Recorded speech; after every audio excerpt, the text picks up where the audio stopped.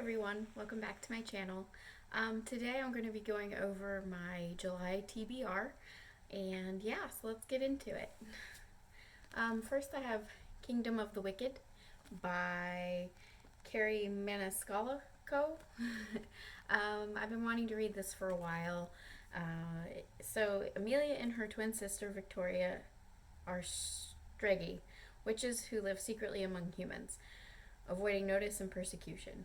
One night, Victoria misses dinner service at the family's renowned restaurant in Sicily.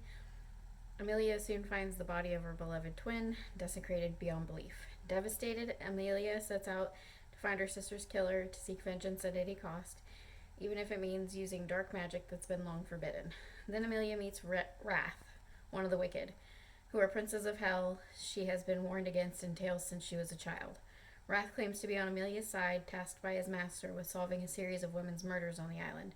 But when it comes to the wicked, nothing is as it seems. So yeah, I've been wanting to read this for a while. I'm getting more into fantasy, so that is on my list. Next, I have a mystery. It is The Dead Hour by Denise Mina.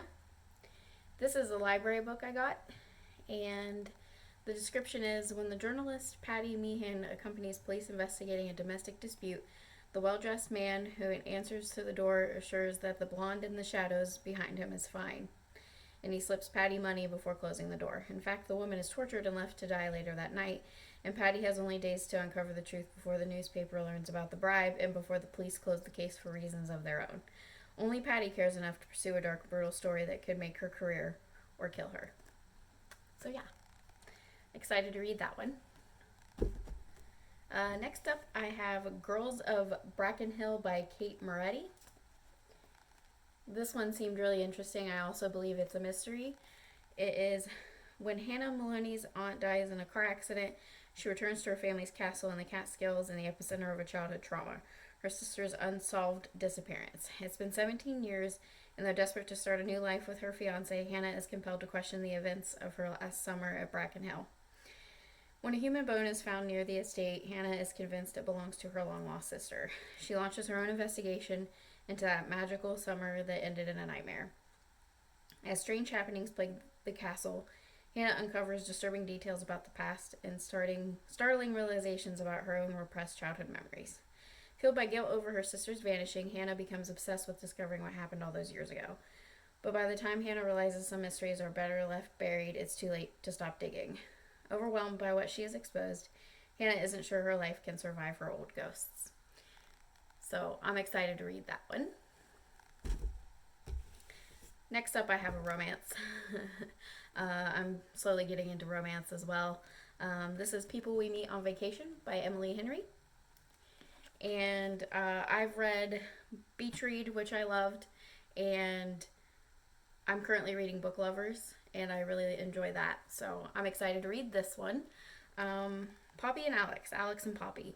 They have nothing in common. She's a wild child. He wears khakis. She has insatiable wanderlust. He prefers to stay home with a book. And somehow, ever since a fateful car share home from college many years ago, they're the very best of friends. For most of the year, they live far apart. She's in New York City, and he's in their small hometown. But every summer, for a decade, they have taken one glorious week of vacation together, until 2 years ago when they ruined everything. They haven't spoken since. This seems really interesting, kind of figuring out what happened between them and everything. So, yeah, that is People We Meet on Vacation.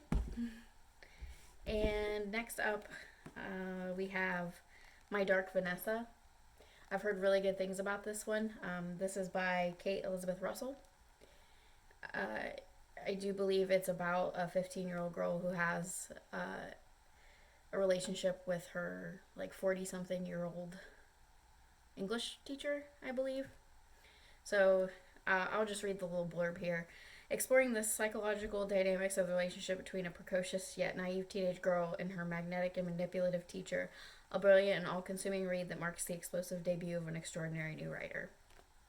So I do believe it goes through her life throughout the years and kind of how that relationship affected her and realizing how wrong that relationship was. So I feel like this is going to be a tough read, but I've heard really good things and I really want to read it. Next up, and it's kind of last on my list because I really need to finish this, and it's a long one. So by the time I finish this one, we'll see if I can read these other ones. And that is A Court of Silver Flames by Sarah J. Maas. I love the Court of Thorns and Roses series. It got me into fantasy. I'm really enjoying this series, and I do believe this is the last book in the series. I'm not even halfway through with it, if you can see that. So my goal is to finish this for July.